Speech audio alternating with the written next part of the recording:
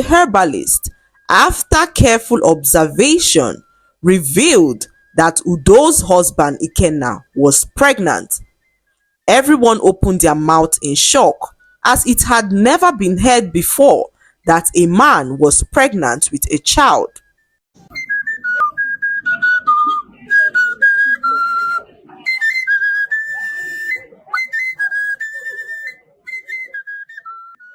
Once upon a time, there lived a very beautiful young woman named Udo. Udo lived with her parents in a very small village. One day, Udo went to the farm to fetch some firewood. On her way back, heavy rain began to fall. Udo rushed as fast as her legs could carry her as she tried to escape the rain, when suddenly she slipped and fell, bruising her delicate knee. A young man, who was also returning home from his farm, caught sight of Udo from a distance and rushed as fast as he could to help her up. His name was Obiora, and he was a poor farmer in the village who lived at the banks of the village river. Obiora, on sighting Udo, rushed to help her carry the firewood home. Despite the heavy rain, Obiora carried the heavy firewood on his head to Udo's house, which was a long distance from where he met her. Obiora was a selfless man who fell deeply in love with Udo at first sight. As the days went by, Obiora and Udo began to spend more time together, getting to know each other.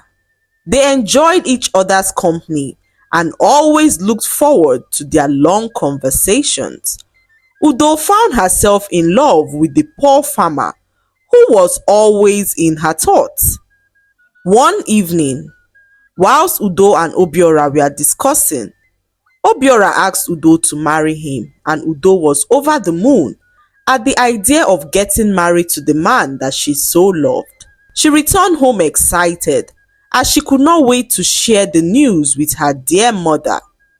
With joy in her heart, Udo told her mother about Obiora and the fact that he had asked for her hand in marriage.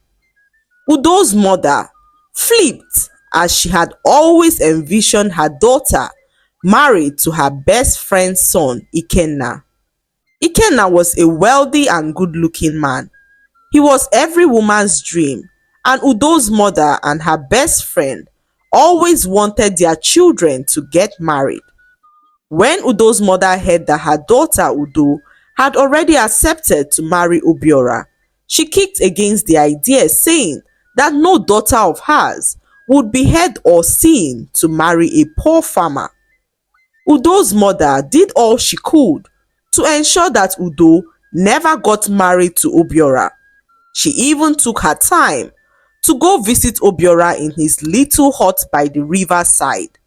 She rained insults at him and warned him never to come close to her dear daughter. Udo's mother called Obiora all sorts of names, saying that her daughter can never end up with a pauper like himself. Obiora was so heartbroken to hear all this from Udo's mother, as his only crime was falling in love with her daughter, who he knew loved him back in return. Seeing how much trouble their love was causing, Obiora decided to leave the village to make it easy for Udo to move on, as her parents had threatened to disown her if she went against their wishes. The next morning, Obiora packed up his bags and left to an undisclosed location. By the time Udo arrived his hut, Obiora was nowhere to be found. She searched everywhere, but Obiora was long gone. Udo returned home heartbroken. She could barely eat or sleep, as all she could think about was Obiora and the fact that he went away without a word. As the days passed, Udo's mother and her best friend decided that it was high time that their children got married.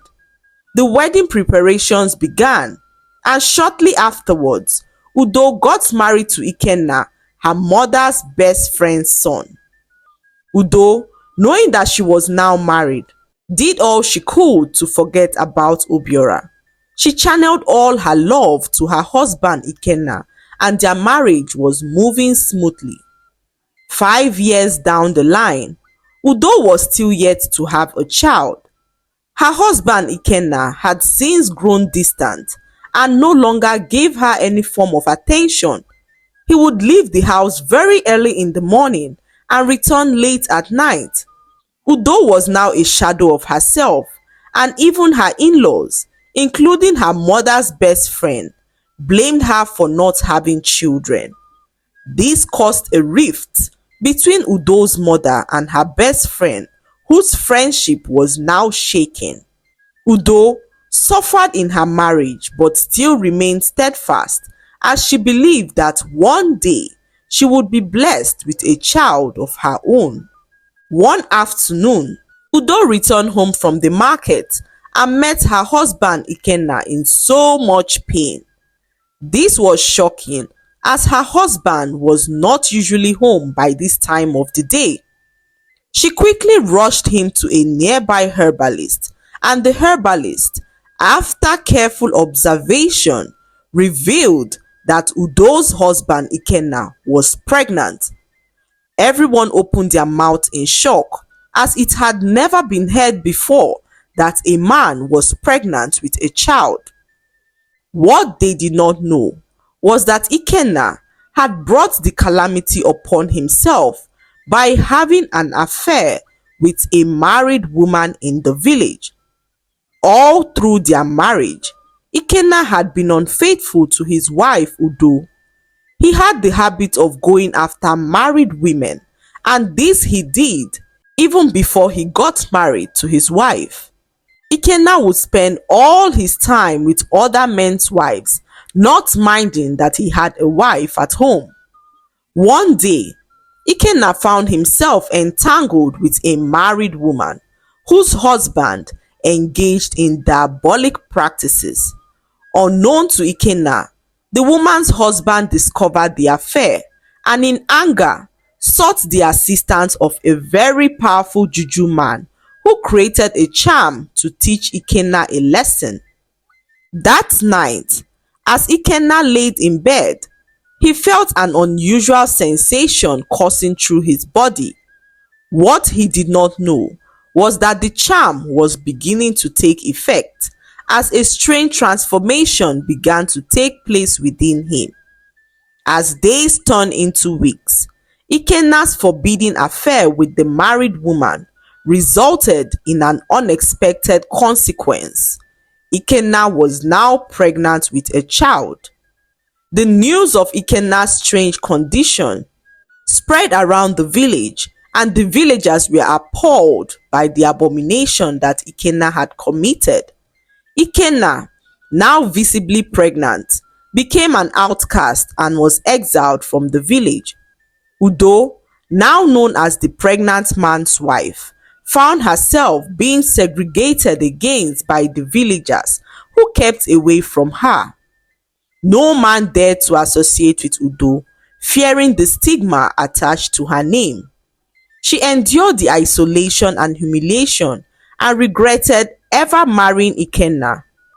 One afternoon, Udo and her family were home when they received news that the king of the village had requested their presence in his palace.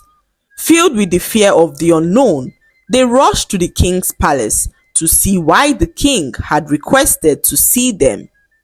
To their greatest surprise, they met Obiora, the poor farmer who Udo's mother warned sternly to stay away from her daughter. Obiora was now a successful businessman who had amassed wealth through hard work and determination. The once humble farmer had now transformed into a man of influence and prosperity. Tears dropped from Udo's eyes as she caught sight of Obiora, who was the love of her life. Even Udo's mother couldn't believe her eyes, as Obiora no longer looked poor and wretched. As Udo and her family opened their mouths in shock, Obiora stepped forward, breaking the silence that hung in the air.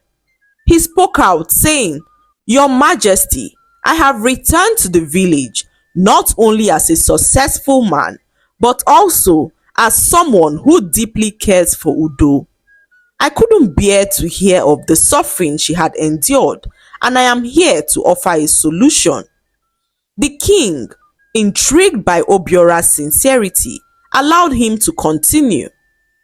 "I have come to request Udo's hand in marriage. I have loved her ever since the moment our paths crossed, and I am now in a position to provide her with the life she so deserves. Together, we can overcome the challenges that have plagued her all these years." Udo, her eyes filled with a mix of disbelief and hope, looked at Obiora. The king, sensing the genuine intentions of Obiora, asked Udo if she was willing to get married to Obiora, and Udo could not hide the excitement in her voice as she screamed a loud yes. Everyone, including Udo's mother, was overjoyed to see the happiness in Udo's eyes. The king then said to Obiora, "Your request is granted. May your union with Udo bring about a new chapter for both of you and heal the wounds that have burdened this village." As the news of Obiora's proposal spread around the villagers could not believe how Udo's life transformed despite all she had been through. A few days later, Udo and Obiora got married in a ceremony that was attended by all, including the king. Obiora, standing proudly with his bride, addressed the villagers saying, "Love knows no status, no wealth. It is a force that transcends all boundaries. Today, let us embrace a future where love prevails over prejudice." Udo, adorned in her beautiful traditional attire, smiled radiantly.